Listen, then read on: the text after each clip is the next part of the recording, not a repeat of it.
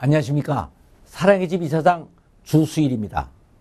오늘은 자녀 교육이 우리들의 인생에서 어떤 의미를 가지고 있으며 얼마나 중요한가 하는 문제에 대해서 한번 생각을 해보겠습니다.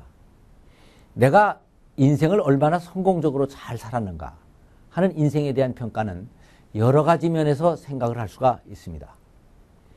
젊어서는 주로 내가 어느 학교를 다녔느냐, 어느 직장을 다니느냐, 또 사회적인 성공을 어느 정도 했느냐, 돈을 또 얼마나 많이 벌었느냐 하는 것들이 나를 평가하는 기준이 됩니다.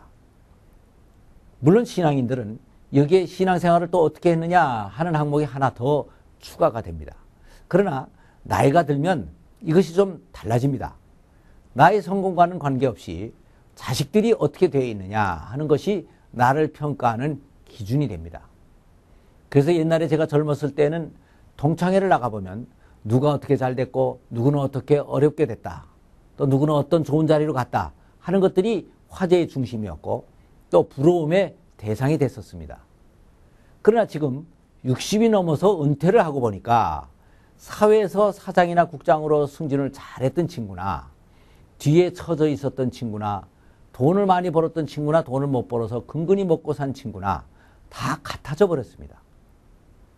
그리고 남은 것은 자신의 몸이 얼마나 건강하냐 하는 것과 자식들이 지금 또 어떻게 되어 있느냐 하는 것들이 관심의 초점이 되고 또 모든 친구들의 부러움이 대상이 되어 있습니다. 지금 제 입장에서 생각을 해봐도 내가 지금 아무리 성공을 했다고 할지라도 자식들이 잘 되어 있지 않으면 나의 성공이 무슨 의미가 있겠습니까? 그런데 이 자녀 교육은 부모들이 자녀들에게 얼마나 많은 관심과 사랑을 주느냐 하는 것에 의해서 결정이 됩니다. 그래서 자녀들의 삶은 결국 부모들에 의해서 만들어지는 하나의 작품인 것입니다. 그런데 대부분의 사람들이 젊은 날에는 주로 자신이 사회활동에 전념을 하느라고 자녀들의 교육에는 별로 관심을 쓰지 못하고 살아갑니다. 그래서 자녀들이 잘못되면 뒤늦게 후회를 하게 되지만 때는 이미 늦는 것입니다. 그래서 오늘 여기에서는 성경은 자녀 교육을 어떻게 강조하고 있는가, 또 자녀 교육의 의미를 어떻게 설명하고 있는가 하는 문제에 대해서 한번 생각을 해보겠습니다. 신명기 6장 6절 이하의 말씀을 보면 이스라엘아 들으라. 오늘날 내가 내게 명하는 말씀을 너는 마음에 새기고 내 자녀에게 부지런히 가르치며 집에 앉았을 때든지 길을 행할 때든지 누웠을 때든지 일어날 때든지 이 말씀을 강론할 것이며 너는 또 그것을 내 손목에 매어 기어를 삼고 내 미갈에 붙여 표를 삼고 또 내 집 문설주와 바깥문에 기록할지니라 라고 하는 말씀이 있습니다.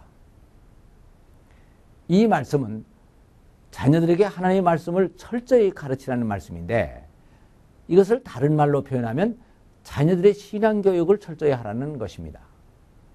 그런데 이 말씀은 물론 모세가 한 말씀이지만 엄밀하게 얘기하면 하나님께서 모세를 통해서 이스라엘 백성들에게 자신의 마음을 전하신 것이라고 봐야 됩니다.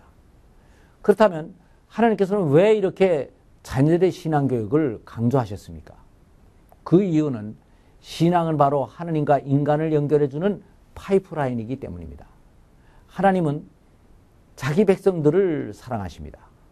그래서 그들의 조상도 사랑하셨고 그들도 사랑하시고 또 그들의 자손들까지도 사랑하려고 하십니다. 그래서 그들에게 복을 주시기를 원하십니다.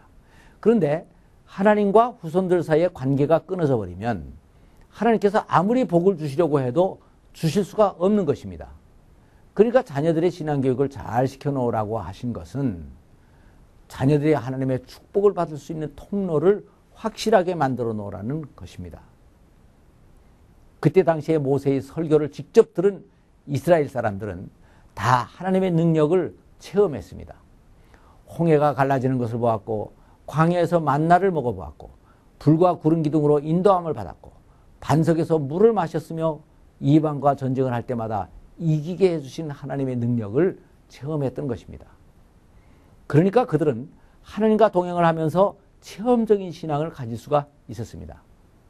그러나 이제 그들의 후손들은 젖과 꿀이 흐르는 가나안 땅에 들어가서 정착을 하고 편안하게 살게 될 텐데 그렇게 되면 그때는 홍해가 계속 갈라질 일도 없고 불과 구름 기둥이 인도함을 받을 필요도 없어지고 반석에서 나오는 물을 받아 마실 일도 없어지는 것이고 만나를 먹을 필요도 없어지는 것입니다.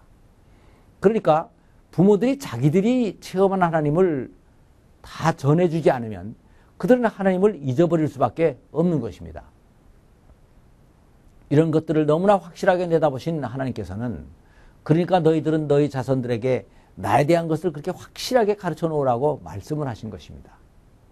그런데 그 후에 이스라엘 역사를 보면 불행하게도 이러한 하나님의 예측이 정확하게 들어맞아서 부모들이 자녀들의 신앙교육을 소홀히 했고 그래서 백성들이 하나님을 잊어먹었고 타락을 해서 수많은 외적들의 침략을 받고 결국은 아수르와 바벨론 등의 강대국의 포로로 붙잡혀가는 역사를 되풀이하게 됐던 것입니다. 그런데 성경은 이스라엘 사람들이 이렇게 된 원인이 바로 그들이 하나님을 떠났기 때문이고 이렇게 하나님을 떠나게 된 이유가 바로 부모들이 자녀들에게 하나님을 바로 가르치지 않았기 때문이라는 것입니다. 그러니까 인간들이 세상에 사는 동안 해야 할 가장 중요한 일은 우리들 자신이 하나님을 바로 섬기는 것이고 다음은 자녀들에게도 이 하나님에 대해서 바로 가르쳐 놓는 것입니다.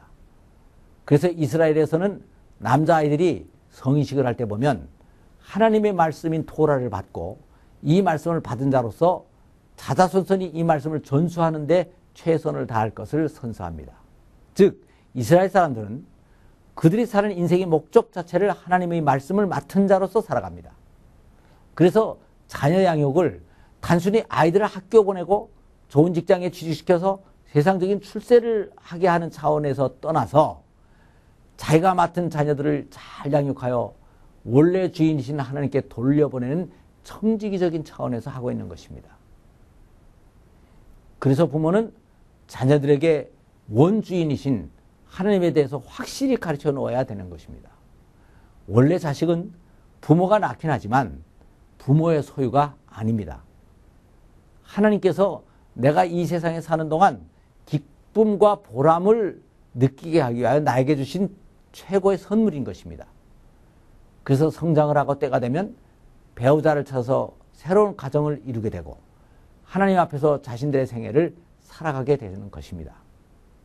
그러니까 부모란 하나님으로부터 자녀들을 어릴 때 받아서 잘 양육을 하고 성장을 하면 원주인인 하나님께 돌려보내야 하는 청지기인 것입니다. 감사합니다.